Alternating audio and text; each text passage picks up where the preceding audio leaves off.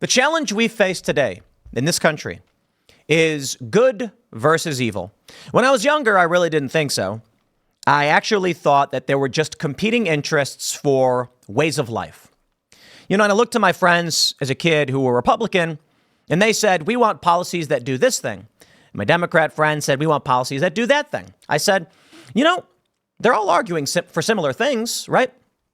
They all want health care that can be affordable for everybody. Republicans want health care, but they think you get there through a different system. Non-governmental, more privatization. They're not arguing for taking away people's Medicare or medical treatment. They're arguing for making it cheaper and easier to access through the free market. The Democrats are arguing that doesn't work and that you need a social safety net. And so I really felt, they're all just trying to come to a good place in different ways. But the polarization is astounding. And what we see today, well, I've mostly changed my mind. What I see now is actual evil individuals who attempt to burn this country down. And for what reason, I really don't know. But I look at it in a few different ways. You have what's referred to as the banality of evil. That is commonplace actions that are evil and destructive. They seem to just be everywhere and everyone does it. You have the zombie horde of evil. Is the zombie truly evil? It doesn't know what it's doing. It just marches and does these things and it eats and consumes and converts. You have the overtly evil actions and you have the abject or epitome of evil. Genocide, murder, killing children, abusing children. I look to many of these liberal pundits and I suppose I can give them a good shout out. Sam Sita, for instance, I believe is an evil man. I think Kyle Kulinski is a good person. I don't think he's evil. Liberal pundit. I think he's just wrong about some things, but I think he does try, and I respect him. The Krassensteins, they're evil. And I'm going to use Brian Krassenstein as an example so you can understand the difference between good and evil in this fight. Perhaps there are some people who would disagree on what it truly means to be good or evil, but I'll break down my worldview and what I think, and I'm not the arbiter of truth and morality. Certainly, you may disagree. Here's how I see the world. I see that we are, as humans, we are balls of potential. We are simple beings in many ways, but we have so much potential and opportunity. So what is good? Well, first, let me start with an overly simplified view of my spiritual and religious beliefs. For one, I do believe in God, but I don't follow these theistic religions. What I think is that life is a form of negative entropy. It is a function of resisting chaos. Life seeks to collect free energy, organizing it into a complex system. It's rather rudimentary and doesn't get to the bigger picture of things because I'm simplifying it for you. But you look at the functions of physics in the universe and you see energy coming together in different patterns and life ultimately organizing free energy into higher levels of complex systems. Those that would seek to destroy those systems, that would result in an end in which there is more chaos and more entropy. That is what I see to be evil because it defies life. It is anti-life. And we as life have an interest in pursuing things that life pursue. Which brings me to Brian Krassenstein. So you can understand my political views and what I think to be evil and, good. Brian Krassenstein tweeted, "What has American politics come to? 78-year-old convicted felon found liable of fraud and sexual assault uses his campaign-funded rally to promote his own golf course and challenge an 81-year-old opponent to a round of golf. Call me crazy, but I really miss the days of Bush v. Gore and Obama v. Romney. I just can't wait until 2028. Hopefully there's some young, normal non-felons running for the president of the most powerful nation on the planet." Brian Krassenstein is an evil person. And I'll tell you why. His end goals are for the destruction. They would result in chaos, entropy, and destruction of our organized systems. Now, there certainly are circumstances in which an organized effort can destroy something. For instance, if a person is suffering from cancer, you can take action to destroy the cancer in the human body to save the larger. However, this brings me to the zombie evil, the banality of evil, and abject evil, the epitome of evil, etc. I do not believe that Brian Krassenstein's goals, as well as, and I'm singling him out, but many liberal pundits, I do not see as individuals who are always intently trying to burn everything down. Some are just marching in lockstep. Now, the actions here in this tweet that I just displayed, it's evidence of Brian Krassenstein willfully, knowingly seeking to cause harm and to create destruction. This is a man who is intentionally lying to people for personal gain, extracting from a system for which he gives nothing back, which will result in damage to that system. Thus, it is an evil action. Here's what I see. The best path forward, based on what we think we know, and especially what I think I know, is decentralization to a varying degree. You certainly do need some kind of central functioning system, a nucleus, but decentralization really does work. Meritocracy in a decentralized system rapidly, exponentially improves things. So if we take humans and we say, you are to yourselves, free market with some guidelines and some form of central nucleus, meaning it's not absolute wanton chaos. I'm not an anarcho-capitalist or a big L libertarian, but for the most part, we want meritocracy to drive.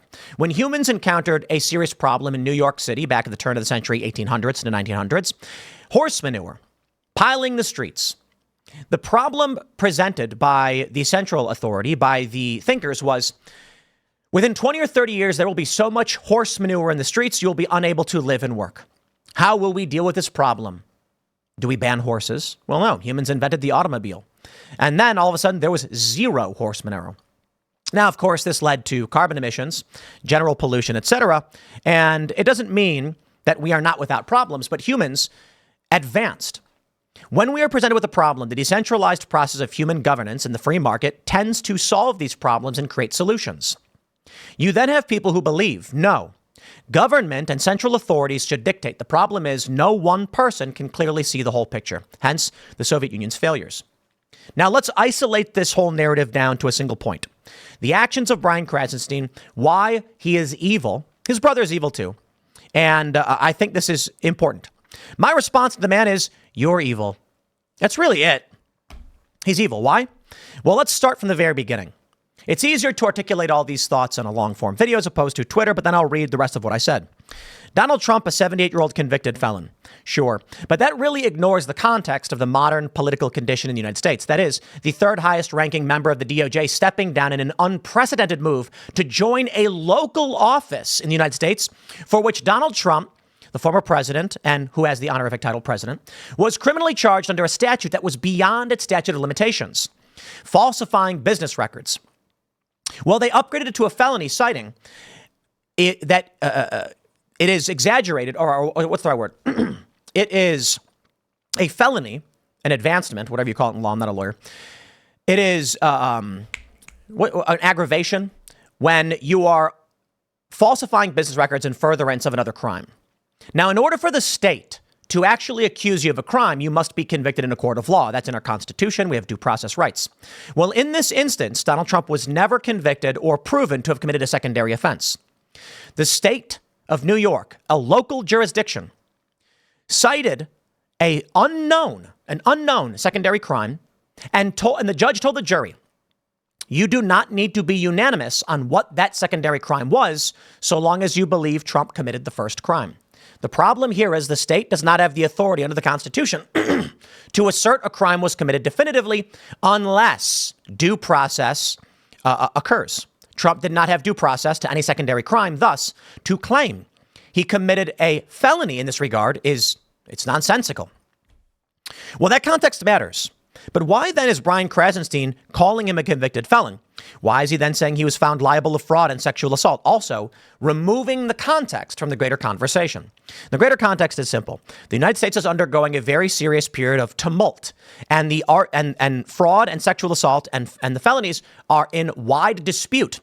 One state has filed a lawsuit against New York, Missouri, citing original jurisdiction, bringing it to the Supreme Court, arguing that this case is a violation of the Constitution and is interfering in an election. Certainly, it is fair to say, whether you agree with these charges or not, we are looking at a contentious, highly unprecedented moment that is not so easily defined as to just say convicted felon or otherwise. Let's talk about the fraud. The bank in question that Trump apparently defrauded said Trump did not defraud them, and they want to keep working with him. What does this mean then? He was found liable of fraud. Honestly, I don't know. It seems nonsensical. The argument from the state in the prosecution was that once again, local jurisdiction, Donald Trump misrepresented the square footage of his buildings and the value of those properties to get favorable loans. However, Donald Trump also in the court case, his defense pointed out that when they presented these documents and their estimates on square footage, which, yes, were wrong, some of them, they said the information may be incorrect and it requires the due diligence of the lender to assess the property values, for which Deutsche Bank and other lenders said, we have assessed your documents and we've concluded they are incorrect, so we will give you a lesser valuation. To which Trump said, agreed. Never was anyone misinformed as to the actual property size or values. They were given adequate information and warning that with such a large business empire, you could get things wrong. That's context that matters. Sexual assault. A woman who can't remember when it happened, sometime 30 years ago, in a crowded department store, claims that Donald Trump walked into a dressing room with her. None of the story makes sense. They changed the law in New York to allow these lawsuits to happen 30 years later for only 1 year. Certainly that context matters. Brian Krassenstein is aware of all of this because he himself has been victim to such narratives. He is aware of the context around these cases, as are many of these liberal pundits. I mentioned Sam Seder, who I believe is also evil. They're aware of the context. So why do they ignore the context when presenting that information to the average person? Because in their minds, they seek to benefit by restricting access to information. Thus, in a society that is deeply benefited by meritocracy and harmed by centralized authority, well, these individuals seek to restrict information to individuals. Thus, the merit can never be truly met. In order for the American population to do its best and to be its best, it needs to be well informed. This is the general idea of journalism as a main pillar of society, or the fourth estate. The idea is inform the people to the best of your abilities so they can make the best decisions possible and your society grows strong. Individuals like the Krassensteins and people like Sam Seder seek to do the inverse. They restrict information and they lie to you. They remove context so you are ill-informed and confused. The evidence today, Joe Biden's mental health. These liberal personalities, these Democrats, acted like Joe Biden was fine. Karine Jean-Pierre called it cheap fakes. But now they're acting like it's new information that we are unaware of what was really going on. No, honest individuals like me and many others were telling you from the get-go, Biden is suffering some kind of problem. And they lied to you because it was financially and politically advantageous. Those actions have damaged the democratic process, harmed the Democratic Party, and have caused harm to our system of governance as a result. The destructive nature serves no greater good in the end. It is just chaos. It is anti-life. Thus, I say, in my view, it is evil to withhold vital information as to how a system functions if it would result in the destruction of that system. There are certain instances where lying does actually do good. I certainly believe that's true. We withhold military secrets to prevent evil from destroying us. I'd like to show you this example. Story from the Daily Beast. Feds seized a fortune from resistance icons accused of boosting online Ponzi schemes. The Krassenstein brothers are relatively well known on X. You may not have heard of them, but I'm just using this as an example of what evil is. These men are evil individuals. They seek to cause harm and damage to our system to extract value to benefit themselves. Thus, in the past, they've been accused of let me read this for you. In late 2016, federal agents showed up at the Fort Myers, Florida homes of brothers Brian and Ed Krassenstein, seizing computers and financial records, hauling off at least 20 to 30 bundles of stuff. At the time, the story was a notable blip in local media's crime blotter. But in the 2 years since, the Krassensteins have become more than a pair of local businessmen. They are online anti-Trump resistance. This is a story from 2018, mind you. According to the feds, the brothers, until recently, ran websites that propped up fraudulent online financial scams. Law enforcement officials last year seized nearly $500,000 from the brothers, money that prosecutors say was derived from wire fraud. The Krassensteins, who have not been charged with any crimes, maintain they did nothing wrong or illegal. The brothers remain extremely popular, et cetera, et cetera. They go on later to explain that the scams were taking money from innocent individuals. They say, our website was filled with warnings and notices about sending money to any website which anyone saw advertised on their website. The entire purpose was to help people find out which online business opportunities were legitimate and which were not. Federal prosecutors did not see it that way. In a civil asset forfeiture complaint filed in last August, Homeland Security Special Agent Michael Adams wrote that the brothers were paid huge sums by online scammers engaged in in illegal activities. According to prosecutors, the services the Krassensteins promoted on their website duped thousands of investors into funding Ponzi scheme type scams, and even resulted in some downloading a virus that emptied their accounts on an anonymous online payment platform used by the Krassensteins themselves before it was shut down as part of a major federal money laundering investigation. Now, let me give you the facts. The Krassenstein brothers were never accused of any crimes. They ran websites which included advertisements which led people, according to federal prosecutors, towards downloading viruses and giving money to scams. The Krassensteins themselves were just running websites with ads. But let's talk about what's evil. I think it is good that I inform you about who these guys are, and I point out they're not accused of crimes. Money was seized because it was derived from wire fraud, according to the feds. The important thing to understand here is we don't know that they did anything wrong.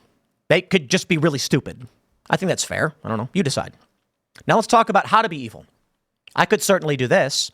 I can say in my report, the Krassenstein brothers, who were accused of serious wire fraud, enriching themselves to the tune of $500,000 from money derived through wire fraud, ran a website that resulted in innocent people losing lots of money, their savings, and being the victims of scams. Does that give you the real context as to what they did and who they are? It certainly does not. All it does is taint the well.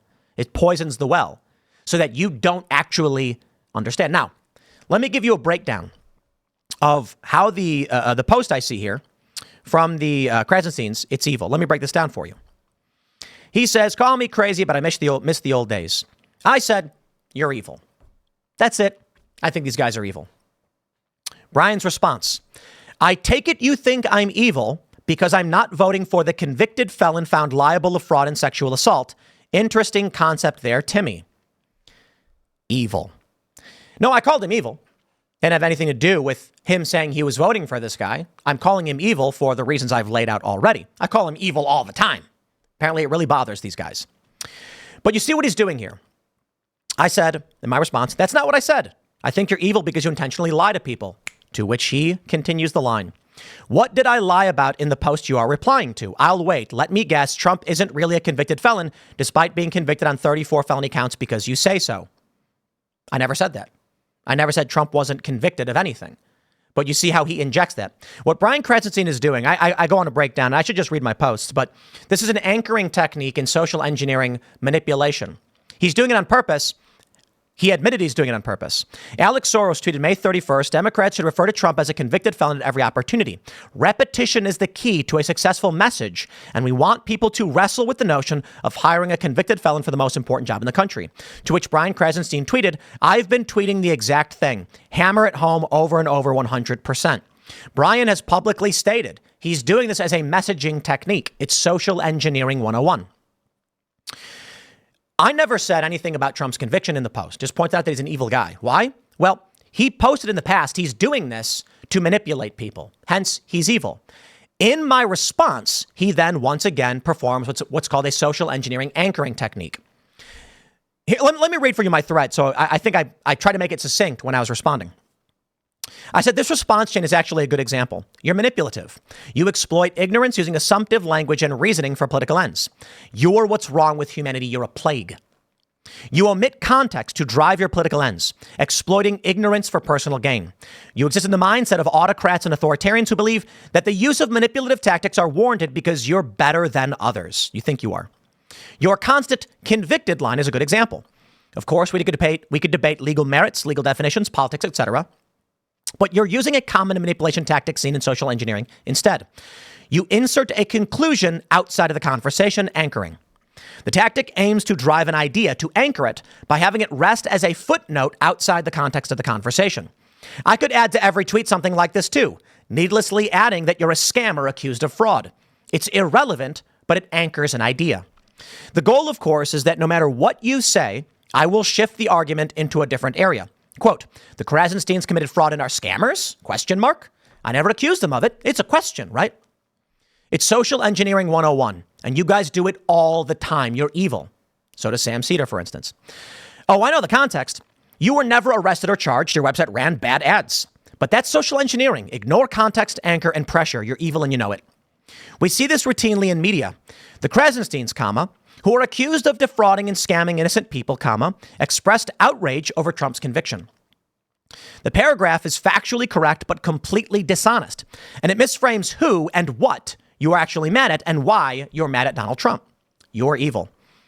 I believe that was the last one. Well, someone said, I love when two podcasters do this. We're refusing to do an interview, blah, blah, blah. The Krassensteins have been on Timcast IRL. But I'll go into a little bit more detail and depth on this. Let's say Brian Krassenstein says, why should I vote for a convicted felon? And I respond with something like, are you saying that your accusations of committing fraud and scamming innocent people are irrelevant? Wait, hold on. We're not talking about that. The question is, why should I vote for a convicted felon? Okay, well, I think there's certainly questions to ask about someone who is a convicted felon. You know, notably, you, the Krassensteins, were accused of serious fraud and destroyed the lives of so many innocent people. I do think it's important that we bring up this conversation about who we're listening. Whoa. But you get the point. The idea of anchoring something can be actually relatively simple. The idea being that we want to make sure there's an idea attached to everything we say. So if you ask me, is the sky blue? I would say something like, it's really funny that you're questioning the sky being blue, considering you're a felon, blah, blah, and you get it. Does it argue politics? No. There's better ways to do it. The point is, you want the conclusion to be assumed to be true without context by asserting it as an afterthought. That's what they do. And again, I will stress, the dude said outright, that's what he's doing. Now, the people need to understand what's happening to this country. That will help them make better decisions. Brian Krassenstein doesn't care if they make better or worse decisions. What he cares about is that he wins politically. For whatever reason, fine, you make the assumption. But that is the challenge we face in this country right now with evil individuals. You know, Sam Cedar is a good example of this. Famously, we released a song, 2 years ago, we released a song, and Sam Cedar's crew played the song with some kind of distortion and then claimed it sounded bad. The intention is to lie to people so that they believe you. And if they can stay in your cult and you can isolate them from outside messaging, it's cult tactics 101. This is what these people do.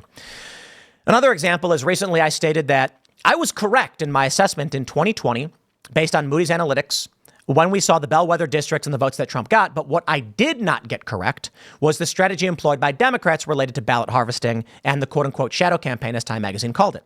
I'm not wrong. What Sam Cedar then puts out is a video where he says Tim Pool thinks he was right about the 2020 election or something, completely omitting the full context. They're evil people. They don't give you the full information. They don't give you the full argument because they want you to be tricked into giving up what power you have to them so they can live better lives exploiting you. It's the authoritarian mindset. We are better than you. That's what they argue. And thus, you see it here. The Krassensteins are just one example. But this is what we navigate in media every single day. You've seen it in my videos. When the media says Donald Trump, a convicted felon, said today that he would do. Okay, wait, what? But I'll give you one really, really easy example. I will end this with the nail in the coffin, proving very easily this man's evil. He says, a 78-year-old convicted felon filed libel, blah, blah, blah, right? Framing and anchoring, putting that in as an assertion of fact. Now, I will stress, you want to get a little nuanced, a person is not a convicted felon until after sentencing is rendered, meaning the judge reads the verdict is read out.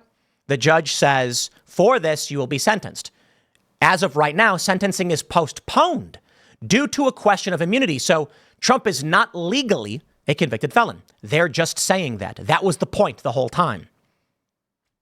They argue semantically he is. Okay, fine. I don't care. Make that argument. Literally, I don't care. But he says this. Used a campaign-funded rally to promote his own golf course and challenge an 81-year-old opponent to a round of golf. Call me crazy, but I miss the days of... Here's a story from the Washington Times, June 27th. Biden challenges Trump to golf contest to prove fitness for president.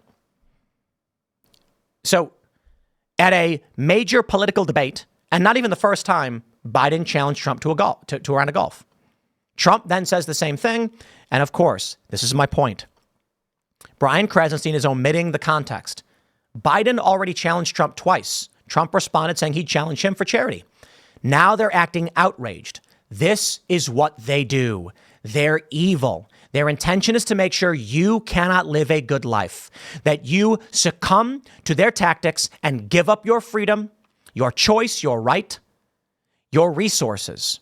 Brian, you are an evil man. You are evil. And I hope I've laid it out as eloquently as possible.